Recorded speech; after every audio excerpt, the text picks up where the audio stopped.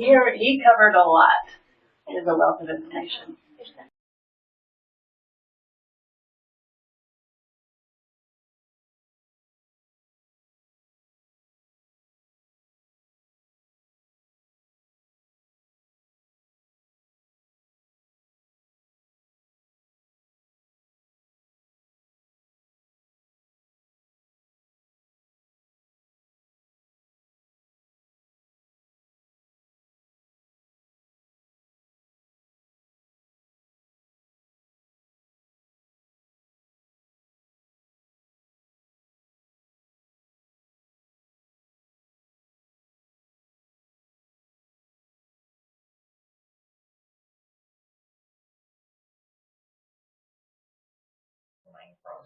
Mm-hmm.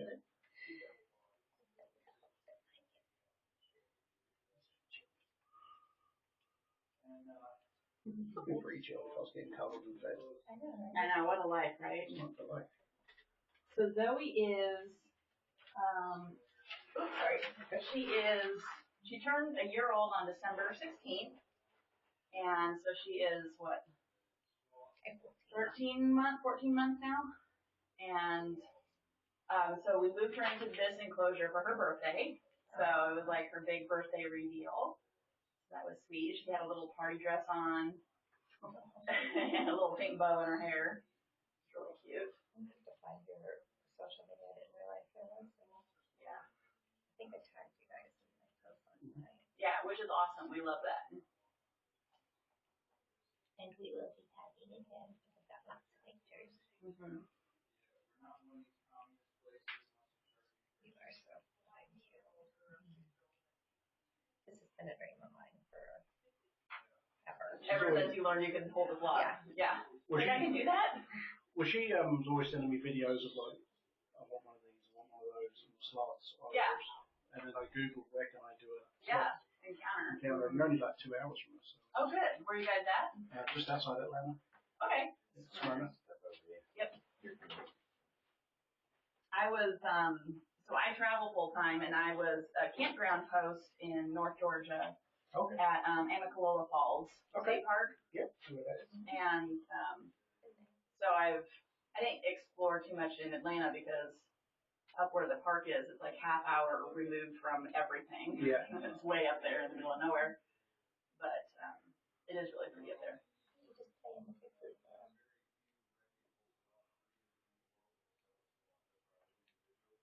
I was going to ask about that. I don't know what you're talking about, but like, how do you acquire sloths? And are you just like, is it a rescue? Is it? Yeah. So all of our sloths are captive bred, so we don't have any at our farm. Period. None of our animals are wild caught. Yeah. So all of them are captive bred. Cool. And so our sloths came from a federally licensed facility, and then they only offer their animals to other federally licensed facilities. So they don't offer none of their animals to the pet trade.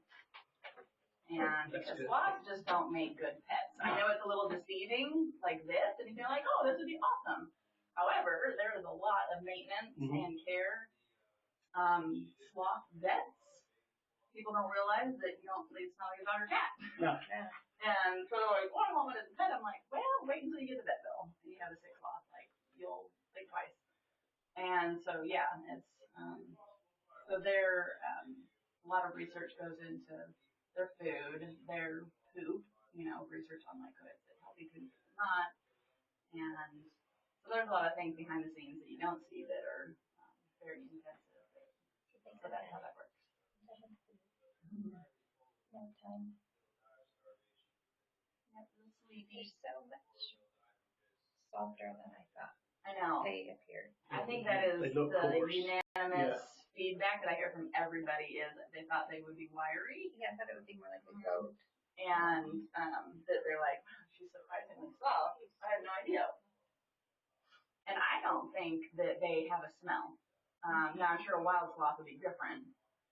But especially I would assume, never smelled a wild one, but I would assume the three-toed wild sloth would probably smell a little funky. Because when they poop on the ground, they use their tail to swirl around their little poop pile and like make a hole. And so Yeah. So I'm like, you'll probably stink. But sloth poop does stink, and it's not very often, but it definitely does stink. Camel poop. I was thinking the other day, like I don't know, these bizarre questions that go through my head. I was like, which animal on the farm has the worst poop? Because I clean up after all of them. I'm like, camel is the easiest because there's no smell. Oh, camel really? poop. No. Their pee, however, is terrible. It's like ammonia. It's very potent because their bodies soak all of the water out. What are those ones with the banded tails out there? Those are quadamundis. Are they It's like they're like a South American raccoon. Okay. So in Costa Rica and Brazil, they're like raccoons and getting into your garbage and a nuisance, just like we have nuisance raccoons here. Bubbles, like digestive bubbles under my hand. And yeah, quadamundi poop stinks, so that's not a good one. I would say in quantity, probably the case. Yeah, because they're just messy. Like it's just everywhere, liquid. Yeah. Who is the little pellets? Goats. Those the goats. Yeah, the little round pellet-looking things. Where the llamas? Oh yeah, llamas too. Okay. Llamas and alpacas have all that, like little pellets. That's pellet what poop. that was.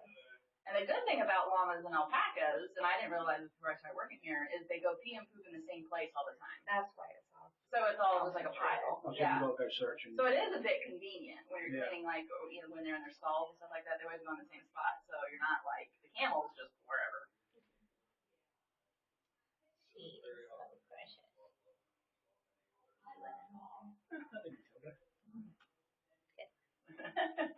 She's like, okay, I won't argue with you. Where's my arm? Yeah. Yep. He was tiny little nugget. Yeah, we had to add him after the fact because he didn't realize we had to pay for both of us to be in here. Oh, okay. He just wanted to take pictures. Yeah. Like, well worth it. Yeah. Absolutely. And that's the little itty bitty baby over there. Mm-hmm. Little Dash. Dash is, how old is Dash now? Like 6 months? Mm-hmm. Yeah. It's such a good name for a sloth too. Yeah, Flash and Dash. The dogs' names are really cute too. I was reading them off and I was like, Brandy, Weston, where's Vulcan? He's in with the hedgehogs in the empty cage with the hedgehogs, so he's not running around here. Yeah. Being a nuisance. Getting at everybody's shoes. Do you want me to do anything? The quadamundis need to be fed. Have you done them before? Mm-hmm.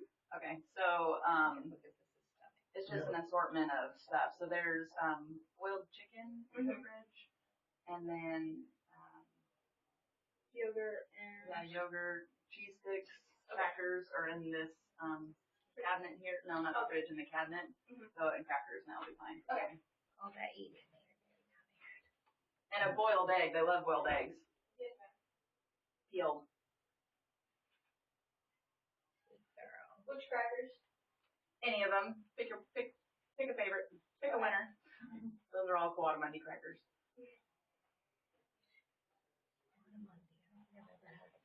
Quadamundi? Yeah, they eat everything that we eat, basically. So they're kind of like little trash cans. Trash cans. Yeah. David said whenever his dad lives in Costa Rica, whenever he's there, they see sloths and they see those. Mm-hmm. Yeah, the quadamundis are going to be, so like if you went to Costa Rica and be like, oh, we saw a quadamundi, they'd be like, ugh. Yeah. That's nice. What they do. Be like them come over here and say, we saw a raccoon. I know. So we had some visitors from Australia, and they're like, the kangaroos, I know, they walk in and they're like, ugh. Kangaroos. And they're like, there's such a nuisance animal in Australia, just everywhere. And they're both in Australia. Oh yeah. So the males, an unneutered male continues to keep growing until they die. Yeah. So they don't like hit a certain weight or height or whatever. They just keep growing like a tortoise. And so they can get really big. How are these guys, how do they breed? So there's first of all, there's solid solitary how animals. they do it. Yeah. Well, when a mommy loves a daddy. So they are solitary animals, so they don't have family groups or social settings or anything like that, like a monkey would or anything. So they're completely solitary, and then they come together to mate about 1 or 2 minutes, and then they completely go their separate ways. So that's about the only thing that they do fast. Yeah, just off you go. And so dad never sees the babies after they're born, or babies, they only have one baby at a time. But, so he never sees the baby afterwards. And so he's just got one job and then out. And so with two-toed sloths, the mom will be pregnant for about 11 and a half months. And then she has the baby, and then the baby immediately just holds on to her like a little monkey and kind of just attaches to her. And then she's nursing the baby anywhere between about 4 weeks on average. And yeah, not very long in comparison to other mammals. And so it is fairly short, but they are eating leaves as early as 4 days. Wow. So as mom is pulling leaves in to eat, the baby will be eating, and obviously not for nutrition, but they will be consuming leaves and getting used to eating and things like that. And then about 4 or 5 months roughly, then mom will completely wean the baby off of her body.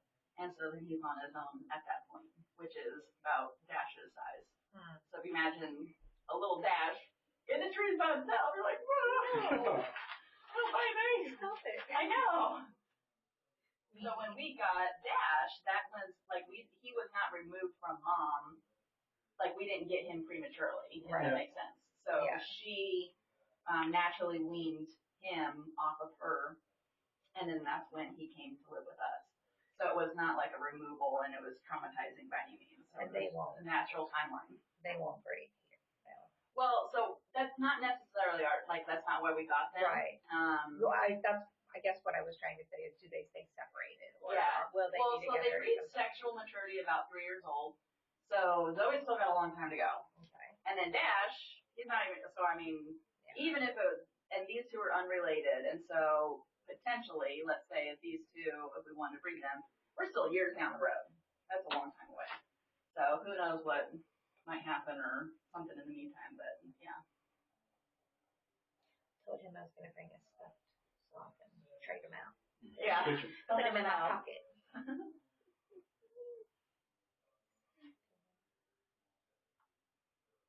could care less if we were here. Chilled. In my bed, and I will sleep today or they. I didn't think she would stop eating. That's funny. And so they drink water, obviously. Yeah, so they do, well, so they're not, they don't, because their safe zone is up in the tops of trees. Mm-hmm. And so there's not necessarily water just hanging out up there. Now they'll get water and stuff from like the leaves that they're eating and rain and condensation, stuff like that. But they don't particularly go after water. So it's a little, and that's part of their survival mechanism. If they don't, going down to the jungle floor would put them in danger. Yeah. So they get their moisture from rain, water on the leaves, and moisture in the leaves, things like that. Yeah, predominantly. So that's probably for the other little critters that are crawling. We offer water all the time. So Zoe's fish, we always offer all the animals water at all times. So like if they wanted it, it's there. But it always just sits there. Yeah, it just sits there. So, but we always offer it. Do you have a little armadillo that runs around? Mm-hmm. Yeah, he's usually in this little pile back here. His little hole is waiting for him. But he, as soon as he knows somebody's in here, he's running around and getting in people's shoes. And, a little bit of a nuisance. So we put him in another room while we're doing encounters with Zoe. And so he's a 3-banded armadillo. He's native to the jungle in Brazil. So he's not a native armadillo to the U.S. Yeah. We have, I think it's a 9-banded armadillo here in the U.S. And they're more like gray colored and you see them, long tail and stuff. You have them in North Georgia. And then, so Baku is the 3-banded. He's more of a brown, kind of like this basket, and shaped a little bit differently. He doesn't have the big long tail like the 9-banded do. He has a short little nubby tail. And he's really cute. He is like 9 months old now.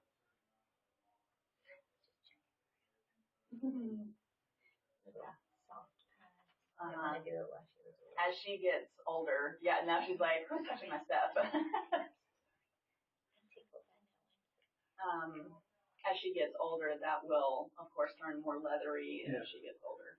But yeah, they are like really soft when they're babies. A lot of people ask if we trim their nails. We don't.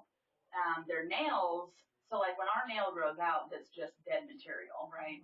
So that's not how their nails are. Their bone actually extends out into their nail. Oh, wow. So trimming it or clipping it could potentially, you'd be clipping the bone. So it's, I think Donna, sometimes like if Dash's nails get like sharp just on the very tip, maybe she'll file it just a little bit so it's not sharp, but we don't cut them or trim them. They just naturally grow, and that's how they are. Mm-hmm. I've been keeping her. I mean, I'm not. Oh yeah, she gets plenty of sleep as it is. She loves her hammock up here.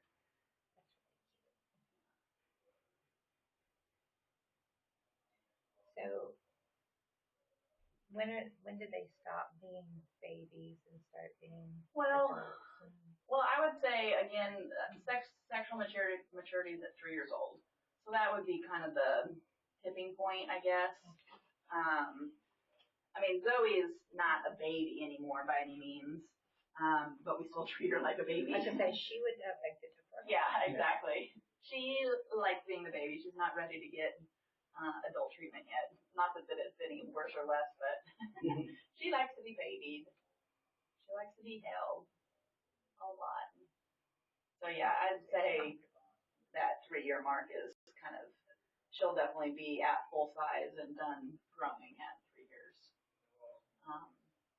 We just weighed her, so she just had a poop like 2 days ago or a day ago, 2 days ago now, and she weighed 10 pounds, a little over 10 pounds. And Flash weighs 15 pounds, I think it was last time. And so Flash is 6 years old now. So she's not that far different as far as weight goes. So she has more weight to go, but I think her body has a lot more growing to do. Length. You saw Flash. Yeah. He's really lanky and long. And so she's got that type of growing to do, not necessarily weight growing. Do males and females reach about the same size? Or? I think so. The males should be a little bit bigger. Yeah. But the same people that we got Dash and Zoe from, someone ended up with basically a 30 to 40 pound sloth. Wow. That's a big old. That was a male or female? I think that one's a male. Okay. But that's double the size of Flash. So we'll need back braces if we're cuddling a 30 pound sloth. Yeah. Well, we'll be taking Zoe now and going home. See y'all later. I would totally do it too. I've got so much. No, I am definitely not equipped to take care of myself. I barely take care of my grandkids now. Yeah, another thing that people don't think of, they're like, oh, I just would have one in my house. And I'm like, well, you got to think about, you wouldn't be able to have any other pets, or especially other pets that make noise, barking, because that's going to disturb them. Your phone rang, or notification, and she's like, ugh. So, no domestic arguments or yelling at each other, that can't happen. No TV, no radio, because that's going to be a disruption in noise, increase of noise here and there. Having people over, having grandkids over, any of that type of stuff is going to be. We're so out. Alan would not be happy. Sharing reception. We have a dog named Alan. Yeah. And he is very jealous.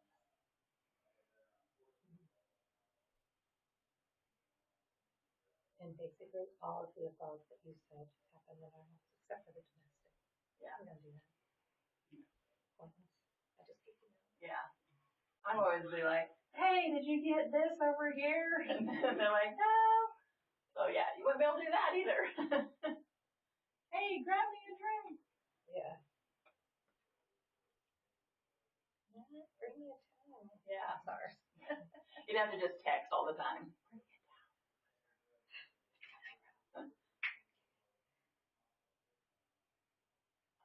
What time did this encounter start? Was it 10:30? A little after. Okay. Are you gonna hold, sir, or? I don't need to, no. We don't have to stay the full time. No, I was just making sure that I got your time because I came in, you know, so I just wanted to make sure that what timeline we were on. I guess whenever they're done. Okay. Because they're coming over here next? I think so. Okay. She's gonna get all this done. Mm-hmm. So much. Makes me want another grandkid, but no. No, you definitely don't want another one. Got 7. Well. So you think sloths are expensive, right? Yeah, yeah. Yes. And I love every one of my grandkids, so I And have no more left. the grandkids don't sleep 20 hours a day, unfortunately, like a sloth does. So that would. So they've got some. I'd be out on that one. Yeah. Like, Maybe we could trade one. The one we like the least. You don't like any of them at least. It's not true. Stop it. Better be careful, you're on camera. I'm going to show it to them too. Look what Granddad said about you. She always gives me a hard time by saying, like, so-and-so's my favourite. She went, you can't have favourites. Yes, I can. It's whoever's being nicest to me at the moment. Yeah. My favourite. That's kind of like our llamas and alpacas. Like, which one's your favorite? Well, whichever one doesn't spit on me. Yeah. My favorite one. Yeah, one of them approached me and I was like, are you a spitter? I know. Yeah, so we had, I think, like, this was before I got here, like 11 alpaca llamas and all spit. And so John was like, we're not going to do that until we got rid of all the ones that spit, and we only have 3 left. So they don't spit. They'll spit on each other sometimes. They'll get mad at each other, but that's about it. Did I move too much?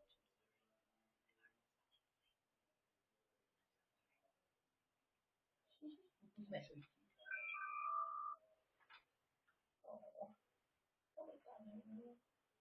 I feel bad.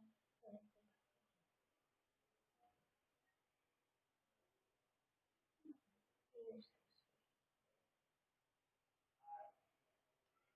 About us. Have anybody ever been bitten? I mean, not in general in the world, but here. No, not that I'm aware of. I will take that back. When we first got Dash, and he's a baby and he's learning to be transferred from one person to the other. Mm-hmm. So when he first got here, he was just used to Donna and her smell. And so we're getting him used to new people. So I'm holding him. Next thing I know, I'm holding him and everything's fine. And next thing I hear this clump on my arm. He didn't break the skin, but it's definitely a good pinch. hard pinch. And yeah, so it's like, okay, little buddy, back to Donnie you go. Such a cute nose. Mm-hmm. So I've noticed something really cute about Zoe. So they like their humidity, and sometimes it does get a little like, I won't say dry in here, but less humid. And so what she's been doing recently, because I noticed her nose will get kind of dry, crusty, and I'm like, oh, we need to get some humidity in here. I need to go get a little wet little wash rag and just kind of like dab her nose. And so then I put her up and then she sleeps. And then when she wakes up, her nose is like all clean and it's not crusty anymore. I'm like, what are you doing? Like, how are you cleaning your nose?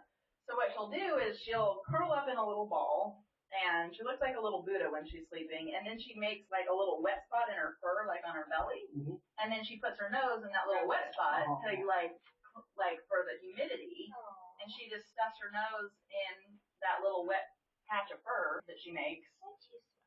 And cleans her little nose off and uses that for humidity. I'm like, well, aren't you just a savvy little thing? When she gets annoyed, she just opens her mouth. Yeah, she does. At least I know what you don't like when you do that. Okay, you don't like touch there. So, let me know. Did you get that pictures? Yeah, good night. Let's go. show. It's Ellie, I think this is I've ridden a total of one bull in my life, Yeah. and that was exciting. I will miss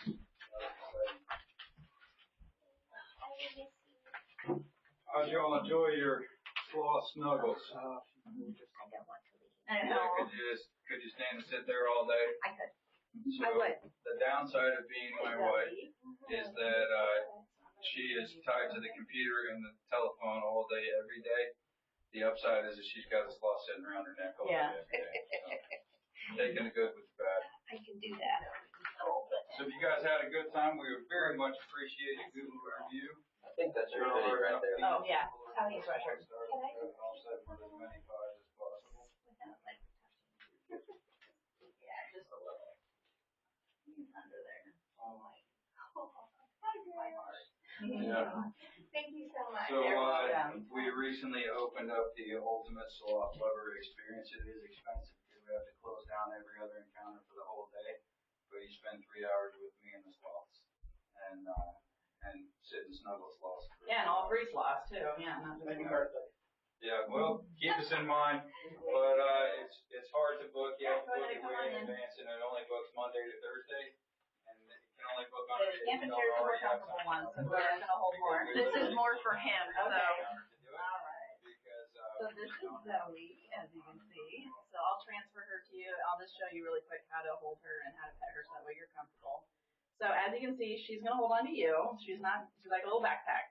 So don't feel like you gotta like do this, because she's holding on to you more than you need to hold on to her.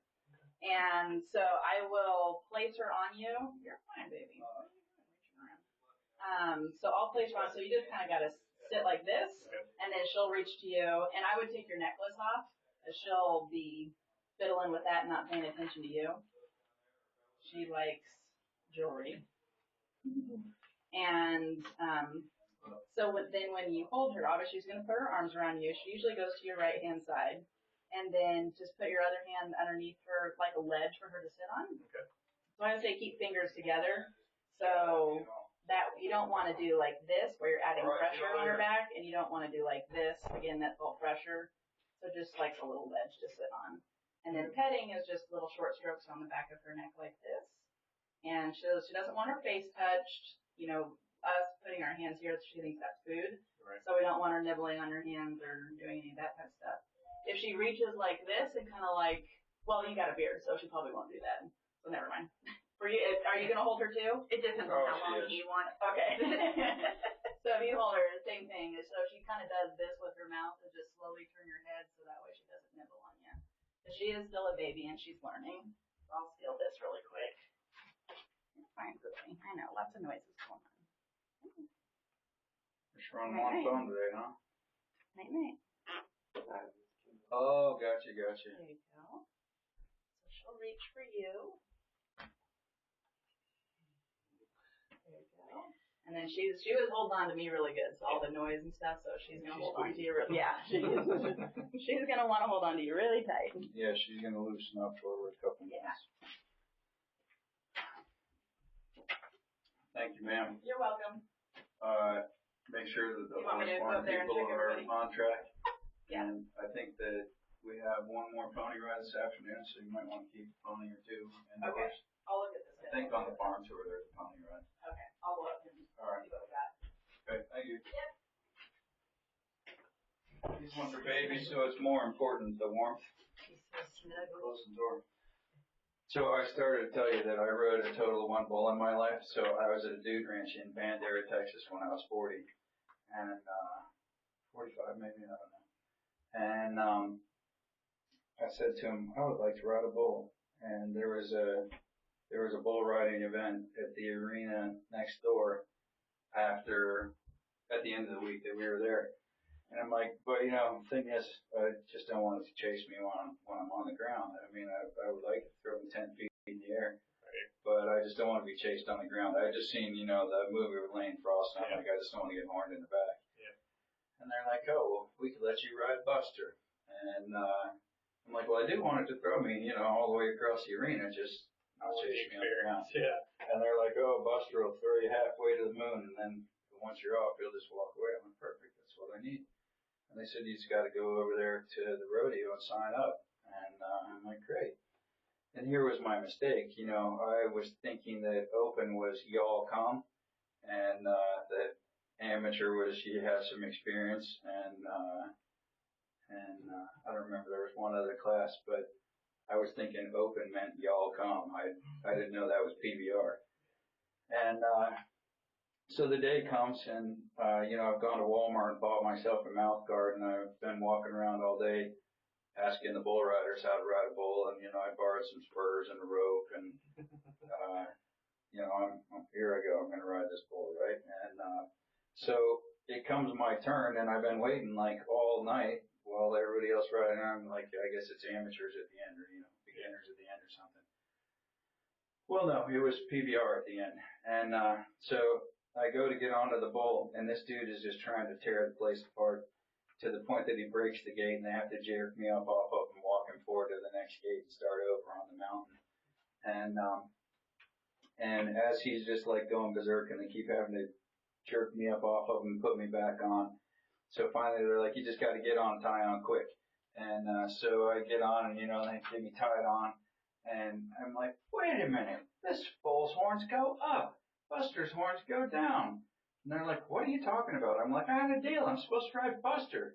They're like, boy, you signed up open, you ride what you draw. And I'm like, oh, holy Moses. And this is before they told me the tie on quick thing. One of the times they jerked me off. And then I hear the announcer, they like, here comes a Chesapeake cowboy on a bull named Zero. We don't know why. And so I get tied onto this dude, and I look over, which they took to be the let's go nod. And I'm like, he's not going to chase me on the ground, is he? And as the guy swings the gate open, he's like, boy, you better run. That was it. So here we come out of the gate, and he comes out dead sideways, and lands, and I'm still on, and I'm like, look at that, I'm still on bull. And he makes the left turn, and I'm like, look at that, I'm still on the bull. And he makes the right turn, and I'm like, look at that, I'm still on the bull. And in my mind, I couldn't have told you if it was 1 second or an hour and a half. It just, it really moves when you're on the bull. You've ridden them, right? I've been on about 1,200 of them. Yeah, okay. So, so you can appreciate what an idiot I am getting on a bull, having never ridden a bull in my entire life before, right? I have ridden saddle broncs though, so it wasn't a total crapshoot. You knew the up and down part of it. Yeah, the up and down I'm good. The turning not so much. Out for a second.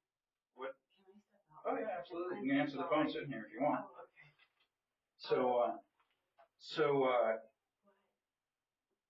The one thing that was still in my mind is they had told me, if you have the option when you're getting off, get off when his front feet are on the ground, because you can kind of tell which way he's going next, and you go the opposite. What's that?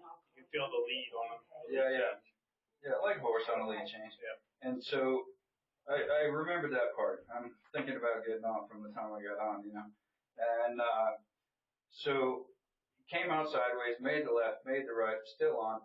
And then one time when he came down, every jump I'm like center, because they had told me center. I can center up.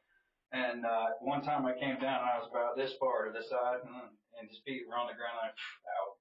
And the whistle blew before I hit the ground. The horn blew before I hit the ground. So I missed a complete ride on that bull by about 0.3 of a second. And I can revisit that often in my mind and say, one more jump and I would be 100% lifetime on bulls instead of 0% lifetime on bulls. But lived to tell, had the experience and walked away, so that was good. And I said I could have held on for one more jump and got my full self killed, so, it's good. I've seen an 18-year-old boy get killed in Indiana. Yeah. He's a senior in high school. You ride around here? We're from Ohio. I traveled from New York to the bottom of Florida, Illinois, Louisiana.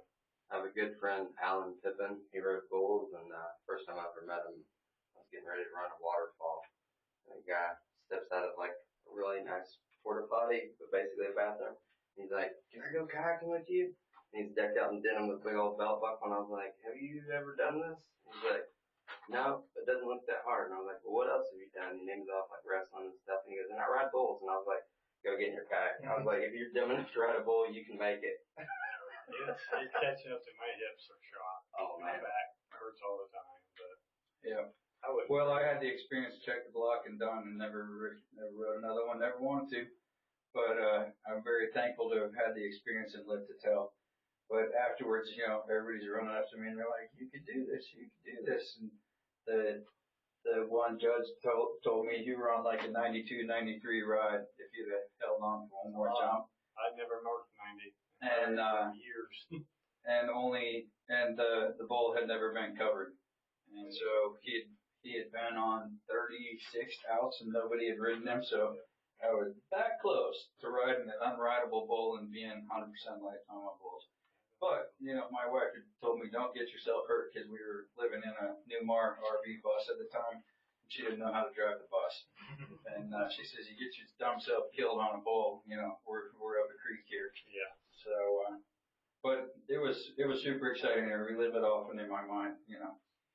Just I miss it, and I get to itch for it all the time. But she told me she would divorce me. Yeah, smart move. Good plan. I like the way you're thinking. Don't ride a bull, don't buy a sloth. You got both things covered, right? So now, is this your facility, or do you just work here? It's my wife. She lets me stay around most of the time. I get it. I get to sleep indoors almost every day. Sometimes you're in the barn. Yeah, you never know. We have chickens. A lot of chickens. That's about it. No horse.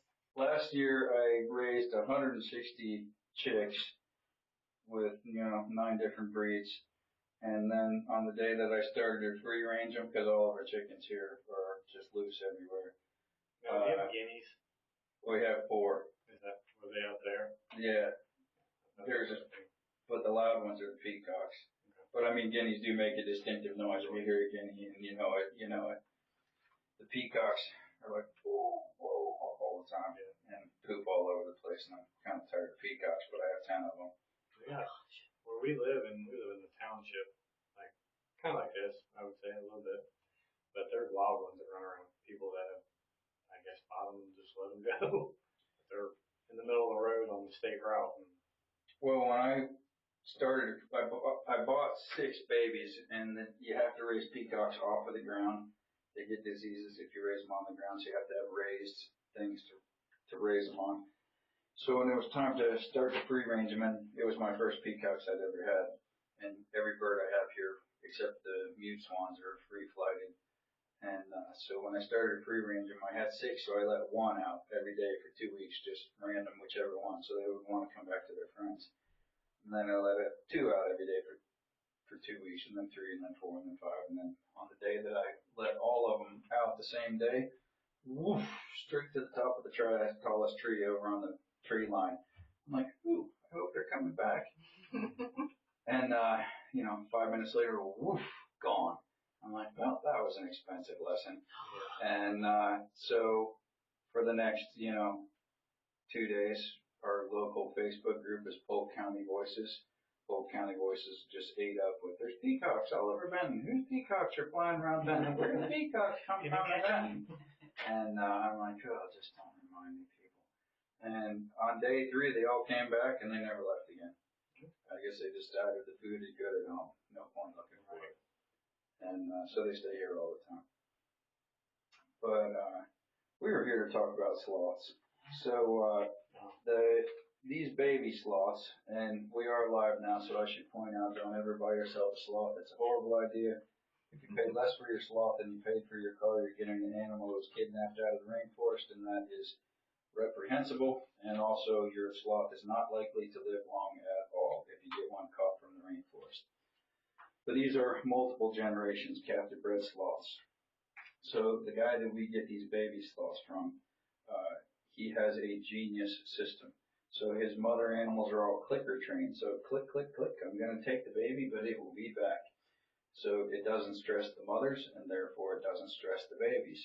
So from day 14 of their life, they're being held directly by people every single day. So they start out, 30 seconds, 45 seconds, a minute, so on and so forth, until by the time the mother has weaned the baby, they're being held for 30, 45 minutes at a shot multiple times a day. And the mothers only feed their babies with milk for about 3 to 6 weeks, even in the wild. They just don't have the energy budget to feed them for longer than that. Just not enough energy. But they also for the horse barn crew, any trash cans in the horse barn, if you can empty those and replace them with So, in the wild, a two-toed sloth will stay with its baby for around 3 or 4 months. That's why we tend to get babies that are about 4 months old. A three-toed sloth will stay with its baby for as much as a year. And but they both only feed the babies with milk for about 3 to 6 weeks. After they are done feeding them with milk, they're just teaching them how to survive in the world. So they're teaching them what leaves to eat, where to eat, what not to eat, how to hide, where to go to the bathroom, how to go to the bathroom. All that kind of stuff is what they're teaching their babies. And then while they have a baby with them, that's the time that they stay in one tree or one very small set of trees.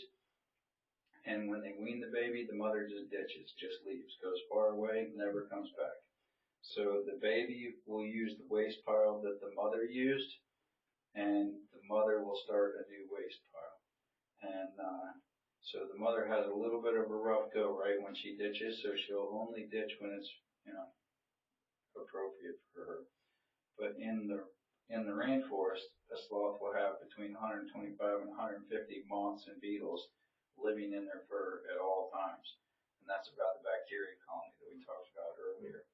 In captivity, they don't need it because, number one, we don't ever let them get cold. Right. And number two, if we had a problem, we do have probiotics in Greek yogurt. So, it's the same bacteria essentially that they get from the moths. So the main thing, though, is to very carefully monitor the sloth's poop and its diet based on its poop. And our sloths eat such a consistent diet that we never really have to make any adjustments. 7 ounces of veggies, 3 servings a week of fruit for the adult, and 1 hard-boiled egg a week for protein, and a pound a day of green leafy material, and nothing else ever. Say what? So it's just like a little When baby. you scrape your feet on the floor, you feel like Really? Every noise makes her jump. she's spooked. Yep, so if you see her face, she's sitting there with her eyes very lightly closed like this. She's not asleep, she's experiencing her environment. So their vision is horrible. Their eyes have a structure called rod monochromacy, which means they have all rod cells, no cone cells. So they only see in grayscale all the time. They are nocturnal animals, so at night their pupils are big and wide open, and in the daytime, if you look at their eyes, they're just pinpricks. Yeah.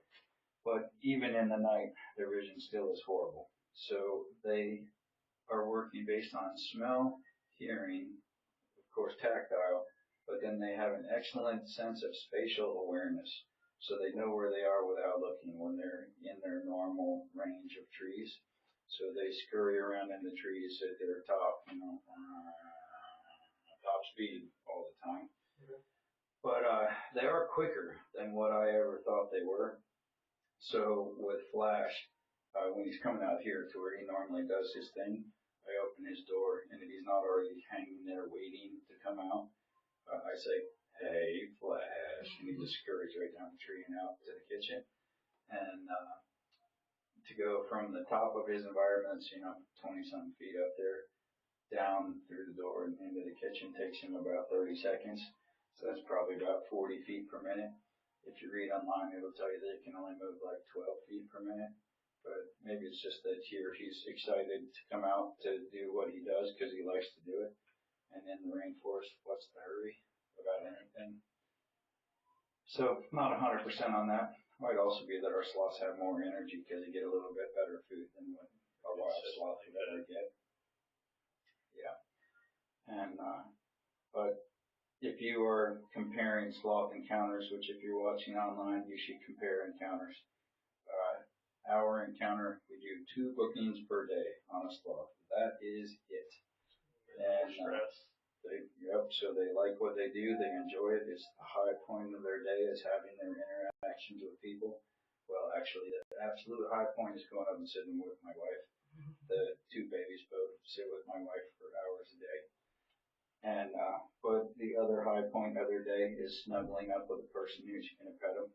They hate it when people scratch them like this, but, if you just pet them at the speed of a sloth, they really, really like it.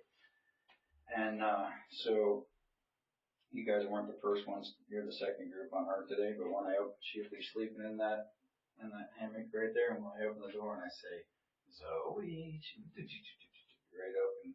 If I stand this far away, she's like grabbed with her back feet and she's reaching all the way across to like bridge the gap onto me. And then when we transfer her person to person, we transfer her on this snuggie right here. That's how she knows that she's moving from one person to another. And so yeah, but if you look at other sloth encounters, they book them every 15 minutes for 10 hours of the day because they make lots and lots and lots of money on sloths. And you know, I do okay. It's profitable to, you can look around here and know that there's a pretty significant investment going on here. And, we do pay the bills, but I was enlisted my first 10 years in the Navy, so I couldn't afford to take my family to do anything. So that is why our things are priced the way that they're priced. Is now that we're sort of a little bit on the other side of that, we genuinely want everyone to be able to do this. So, that's why our prices are low. It means you have to plan further in advance, generally speaking, but our prices are low and our sloths are friendly because they actually like to do this. The other thing, if you look at other sloth encounters, they pull the sloth's teeth so that it is not possible for the sloth to bite you. Again, our sloths just like what they do. Yeah. So, you know, our sloths don't bite. Now you say you have 2 or you have 3 sloths? 3. Okay. The other one is in that basket right there. Oh. That's how he moves from the house to the barn. He has to be inside the basket. So they stay in your house with you when day's over? This one is mid-transition. She's transitioning down here. Her birthday was December 16th, and that was the first day that she saw this room, was on her birthday. And this is becoming her home, but they lived their first year in the house with me and hang around my wife's neck for 8 or 10 hours a day. And yeah. I'm good. This was for you. Yeah, but you got older, you got filler. Yeah, you want to take your necklace off. The hoop earrings are also not good. I know. I gotta take it all off. I didn't think about it.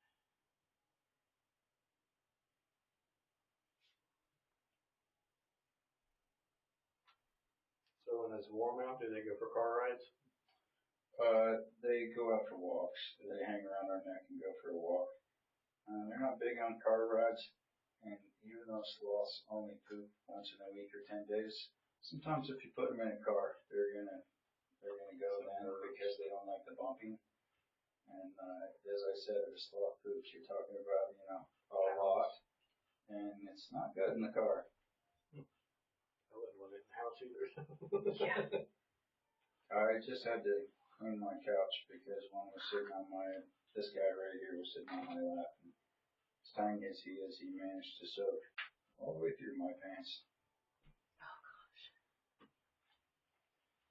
Not night, Zoe. Not night, baby. Oh, good girl. Not night. Not night. There you go, baby. Okay. Yeah, move over to the holding chair. Get a little more support out of the arms of that thing. Oh. Not night.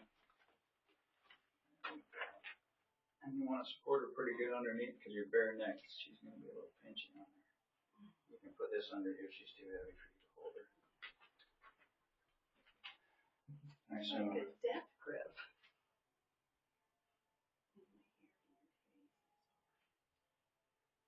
She actually loves sniffing people's hair. We tell people no perfume, no cologne because that makes them lick your skin. Really? But they like sniffing people's hair. And my wife has long dark hair like hers. So she's like, oh, is it mom? No, it doesn't smell like mom.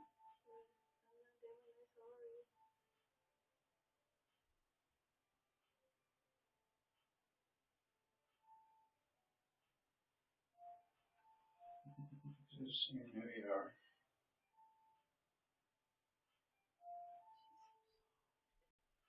You sleep a lot? Like you read 20 hours a day. Yeah. I think that's the other reason why some people that book their sloths for 10 hours a day end up with stressed out sloths is they're missing their sleep. Yep. I mean, they eat throughout the day, but, you know, they take a couple bites, back to sleep. Take a couple bites, back to sleep. But then when they come down to eat their leaves from their dish, they might spend 30 minutes eating their dish full of leaves, and then right back to sleep. So when we get done with their morning encounters, like he just ate his breakfast, he's not going to wake up for 4 hours. The next time he'll be awake is about around 1 p.m. and maybe 2. And then about between 4 and 5 he usually comes down and eats his dinner. And his most active hours of the day, if you're staying upstairs watching him through the glass, his most active hours of the day are between 9 p.m. and 1 a.m. And he people watches as much as people sloth watch. So there's a lot of kids upstairs right now, so they're kind of quick for a sloth. I mean, there's like 1, 2, and 3-year-olds upstairs right now. So that gets them a little bit antsy. But if somebody's just slow and they just stand in the window like this, move all around like this, he tracks your nose around the window with his nose, which is pretty cute. They're a lot softer than I Now I expected. kind of want one. You said 50 grand, and then we have to build everything. Well, you have to build an environment. You have to be certified for the guy that sells bees. Yeah. You have to be certified by the USDA, which is a major pain in your life. You have to have an environment that you can keep at 80 degrees and 50% relative humidity for all of his life. You have to have a sloth vet who will come to your house because you don't really transport sloths to the vet. And you have to have a recommendation from 3 sloth people he doesn't come up to look at your environment. Yeah. You have to have 3 So recommendation it's a tedious, hard process to even try and do. If you really want a sloth, it's possible. I'm telling you it's possible. It just is. And the reason it's tedious and hard is he wants his sloth to live and be happy for all of his life. He will not sell a sloth to the places that, 10 hours a day of booking a sloth. And he won't sell it to a private individual without having done an awful lot. Because if you're going to have the commitment to a sloth, you show that by having it's kind of like a bachelor's degree. These days, nobody really even cares what your degree is in. Just that you had the grit to stick it through for 4 years to get your degree, or 3 if you're clever.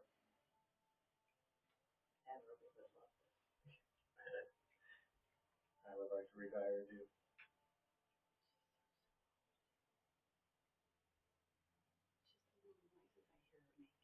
So their teeth have no enamel on them. Their teeth grow throughout their life. They sharpen their teeth against their own teeth. It goes down one side, goes down the other side, different times that they bite. So technically they don't have canine teeth, but if you look at them, the teeth that we would call canine teeth normally, those teeth grow the most of all the teeth in their mouth. They have no enamel on the outside. In the rainforest, they're going to live maybe 20 years and they don't own a toothbrush. So their teeth sharpen against their teeth and scrape the outside layer off continually, but their teeth grow throughout their life. They don't get any replacement teeth. The teeth they're born with are all the teeth that they're going to have, but they do grow throughout their life. And she is 14 months old, almost. So she is already approaching her full adult mass, but she still very much is a baby. So she still has little tiny teeth and not like Flash's great big teeth. And she has little tiny claws, not like Flash's great big claws. If you look at hers, her claws are about this long. Flash's are, about that long. And the sloth's claws do grow throughout their life, but the last bone of their finger is inside of their claw. So you really, really, really need to know what you're doing to trim their nails, or you can cut their bone off. Because their bone is longer than you think. You absolutely need to look at x-rays of sloth feet before you go trying to trim their claws. But we never trim our sloth's claws because we keep trees with the bark on them inside. We use only hardwoods so that, they are wearing their claws down naturally, moving around inside of their environment. So I personally have never trimmed a sloth's claws just because our environment is designed around, Do they coexist pretty well together? Sloths are absolutely solitary animals, but when he is older, they will be able to stay both in here. but they'll have 2 separate hammocks and 2 separate feed dishes and water dishes. And one of them will kind of decide this is mine, and one will decide this is mine, and they really won't mingle. In the wild, sloths come together. They generally have 1 baby in 2 years, so they mate 1 time in 2 years. That's the pain around there. And but they only come together for 2 or 3 minutes, do the deed, and that's it. And the father sloth will never see the baby sloth, and the mother will stay with the baby. For 2-toed, about 3 or 4 months. For a 3-toed, about a year. And one of them, I used to be real obsessed, but are the 2-toes endangered, or the 3? One or the other? So the 2-toads are on the of least concern list, which is the same list as a white-tailed deer would be on, of least concern. A 3-toed, there are species of 3-toed that are endangered, but their environment is going away so quickly that I believe that soon they will all be endangered. And more than the number of acres going away, the canopy of the rainforest is being fragmented by loggers going in and specifically ethically logging in rainforest to get particular types of trees. Then that leaves a hole in the canopy, and that messes the whole canopy system up. And there are power lines starting to go through the rainforest.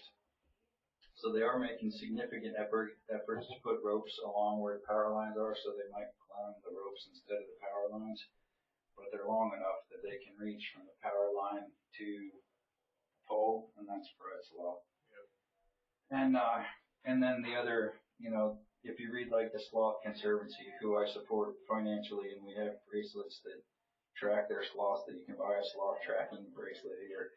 And I like those people, but they would say that I'm a horrible person for owning a sloth. And that's why we always start and end all of our lives with our live feeds with "Don't buy yourself a sloth." You can watch what we're doing here and go, look at that cute, snuggly, cuddly animal. I want one. I'm going to buy one. And there are people that will sell you one. But these are, morally broken people that are selling you an animal that was caught out of the rainforest, and they know perfectly well that that animal is not going to thrive, likely not even survive. But, they're going to get $8,000 to $10,000 for an animal that was caught out of the rainforest for free. It costs them about $700 to ship one to the States, and everything after that is profit. And so that is why the Sloth Conservancy says things as blanket statements like it is always stressful to a sloth to hold it. You can see for yourself how stressed this sloth is. That they always hate to be petted. You can see how much she hates to be petted. But they say that it's harmful to a sloth to pet it because specifically it messes up the biosphere in their fur. With a wild caught sloth, that is absolutely true. They rely on that biosphere to live. And the stress for a wild caught sloth is a very real thing that can kill it. But go try to pet a white-tailed deer and see how that works out for you. I mean, they're wild animals. Yeah. So speaking of wild caught animals, I absolutely believe and support every single word that they say. But then they make it a blanket no sloth anywhere ever because they're trying to get people to not go out and buy sloths. Because that's another threat to their existence is, poaching sloths out of the rainforest to sell. And if you are a person living in, say, Costa Rica, and there's a cruise ship pulling in, and you can go catch yourself a sloth out of the rainforest and get 10% of 5,000 people off of that thing to pay you $20 to pet a sloth, you're making your annual salary that day.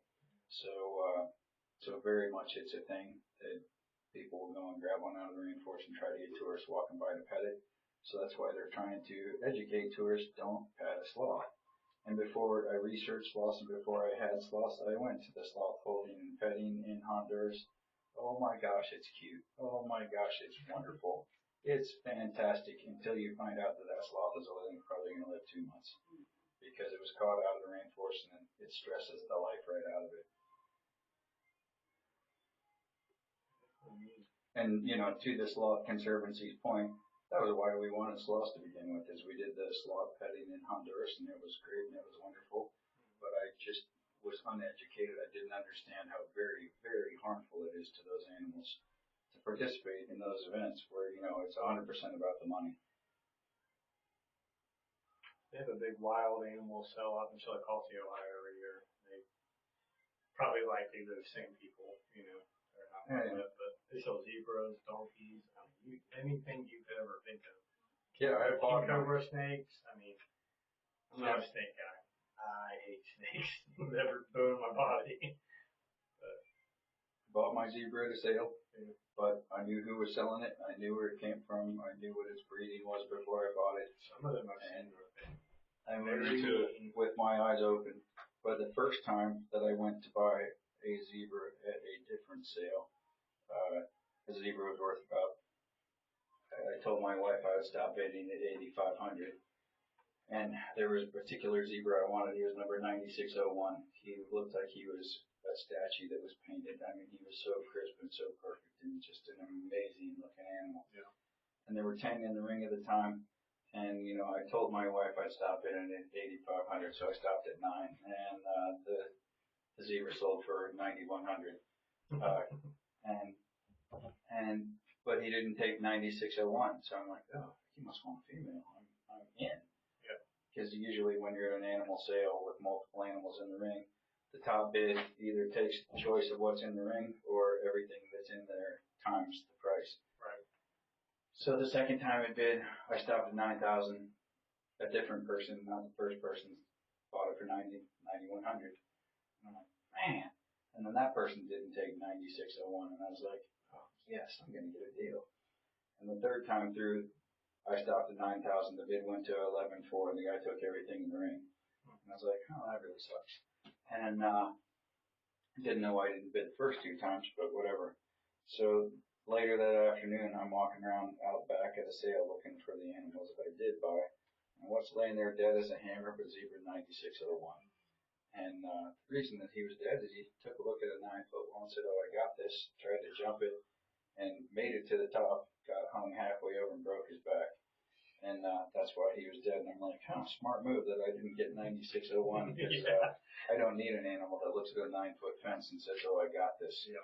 So I didn't, it was 2.5 years later that I ever bid on a zebra again. It was because I knew the seller, I knew where the zebra came from, I knew its background, and that was the zebra that I wanted. Now, are these kangaroos? Is that what these? Is that like a purebred kangaroo type thing? Yeah. Told her I was like, I'm sure there's different species of them, but I don't know. There's reds, grays, desert, and then a bunch of kinds of wallabies. Wallabies are shorter, right? Much, yeah. All of our kangaroos here are red kangaroos.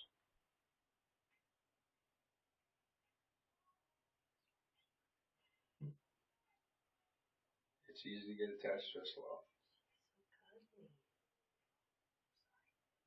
I can't believe you had camels. Like that. In a stall. Camels, again, are a significant investment. You can get a breeder male that's good for nothing but breeding for around 10. You can get a breeder female that's good for nothing except breeding for around 50. If you want a trained riding camel, you need to take your choice between that and a Ferrari.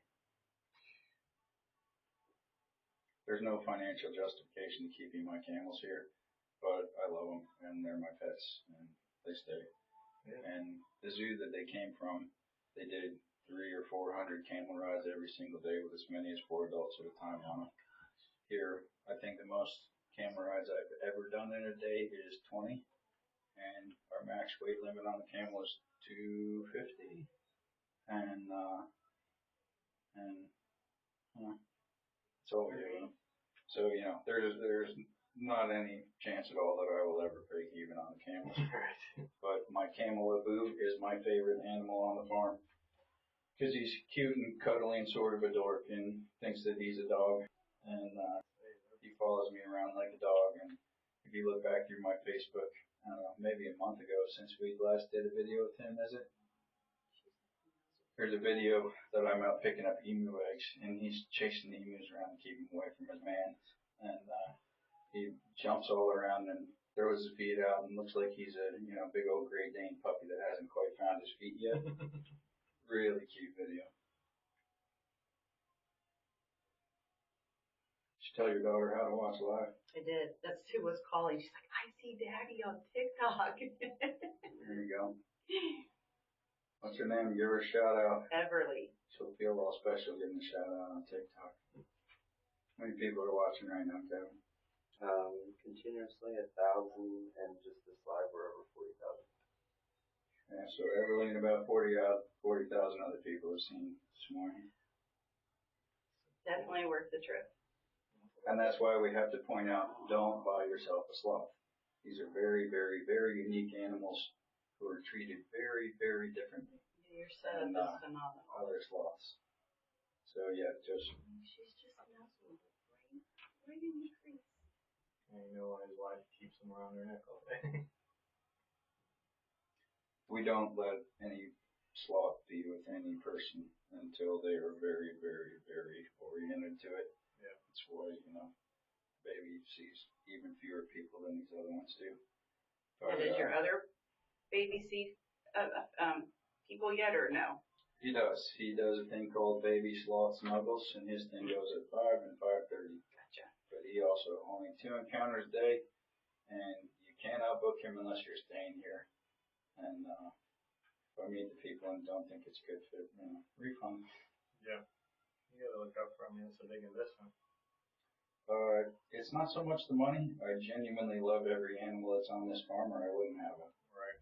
And the quickest way to leave here, whether guest or employee, is be mean to one of my animals just once.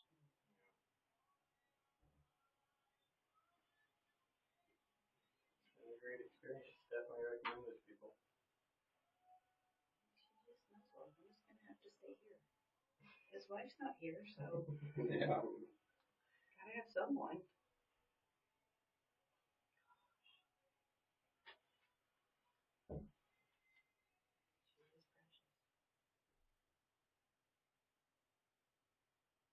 She's hearing a little soul music today.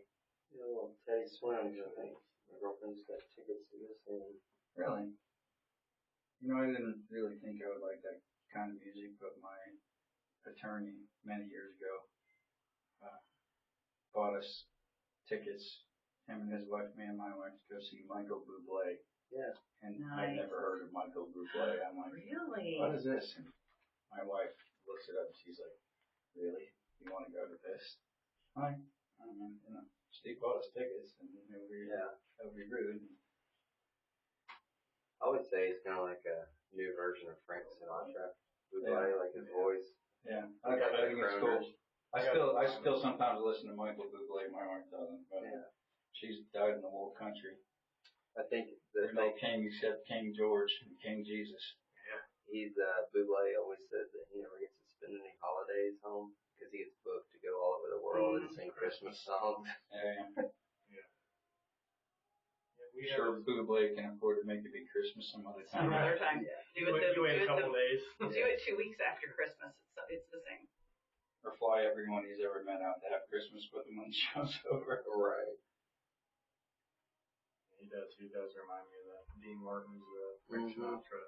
I love Sinatra. I like Michael Bublé too, though. I listen to Frank all the time. I used to listen to Norah Jones while I kayaked down the river, like on really hard rapids, and like, what do you listen to? Is it like rock? And I was like, nah, it's Norah Jones. Just get you real calm before you eat it. Now, when I was crazy on motorcycles, my thing to listen to while I was out, doing things you ought not to do, was EMF. Oh, I haven't heard that forever. Unbelievable.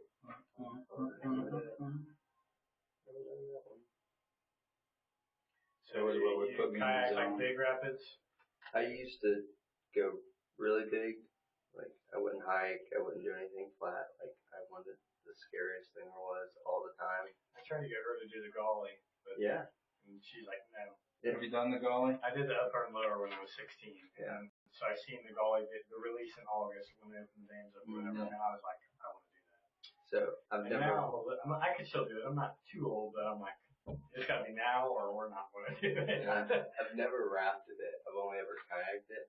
But when I showed up to kayak, all my buddies were like, "Oh yeah, you can follow us down. We'll be in our kayaks." And we didn't sleep all night because we drove there. And we get there, and they're like, "You know what? We're just all gonna ride in the raft. You kayak and figure it out." I was like, "Oh, this will be a fun time." We had a guy videoed. I mean, this was 2000 something, but the guy videotaped our rapid trip. Mm-hmm. He was in that kayak and he was going through class fives, Yeah. a bit backwards video. I'm like, this guy's insane. This It's guy fun. is insane. Yeah. We took people down to Costa Rica and did trips, and there's this waterfall called Pozo Azul, and people flew in from like England and stuff. Cause I was like, "I'll take you up a 30-foot waterfall." He's like, "What's it gonna feel like?" And I was like, "You ever been in a car wreck?" He's like, "Yep." I was like, "It's gonna feel kind of like that." I just watched the video of the guy, the kayaking guy on Netflix. I had a brain tumor, he had brain cancer. Have you seen that? And that's what he did. He kayaked all the hardest rivers in the world, and he got sick and had cancer or a tumor of some sort, and like he wasn't grateful for his life at all. And Right. that changed his life. Yeah. And then I think he was in like some Amazon, a river that I had no business even going to. You know what I mean? Like the White Nile or something. Yeah, it was insane. We taught a younger kid how to kayak because he was dealing with cancer, and he's like, "I'm just doing everything. My dad said I can do it." And he learned how to kayak, and then he beat cancer, and then like he kept kayaking. He's like, "That was the best thing ever." He's like overcoming it and going through it. It was really cool. He was like, Having cancer changed my life. Yeah. He's like, "What's the worst that can happen with the kayak?" He's like, "I heard it beat cancer." I was like, "Good. All right, here we go." Very. So my oldest daughter had a destination wedding, and we were at the Mulberry House, Winterberry House up in West Pygott, Virginia, and the whole wedding party was going down the gully. Yeah. And we did it the day after the wedding, lest anybody should be black or blue or in a cast or anything for all the wedding pictures. But that's pretty awesome. I guess, is it the lower gully? Did you go over the 10 to 12-foot waterfall right at the end, and then the bridge is up there, and then you swim to the side and get out? I don't know. It's been so long ago. They pulled off for lunch like halfway through the day, and there was a big boulder, and they put all the rafts out to catch you, so you could jump out, and if something happened, all the rafts can catch you off. And I'm climbing up, so excited. People are screaming. I'm like, what? I stepped in a whole den of copperheads. I didn't even know it. Luckily, they weren't in the mood to mess with me that day, so Yeah. it's fun. Well, guys, I have my next encounter on deck, so I'm gonna I guess I'll get wrap back. it up with Zoe today. She's like, no, she's doing All right, Zoe, night night. Come here, baby. Oh, good girl. Night night. Yeah, my bucket list was I would love to have climbed Everest. Go do Mount Washington in New Hampshire. Right. I picked that because it kills more people than Everest, and I want to do something hard. And then Denali was really on my bucket list. Maybe if I could get really in shape. Good girl. Look up Mount Washington, New Hampshire. It's hard enough. Thank you so much. You are welcome. Greatly appreciate it. Maybe that, my friend. Very much made up for the time the flash cut us out on. Oh, sorry. I didn't realize you were sitting right there. I'm sorry about that. Tiffany's on the other side of the door.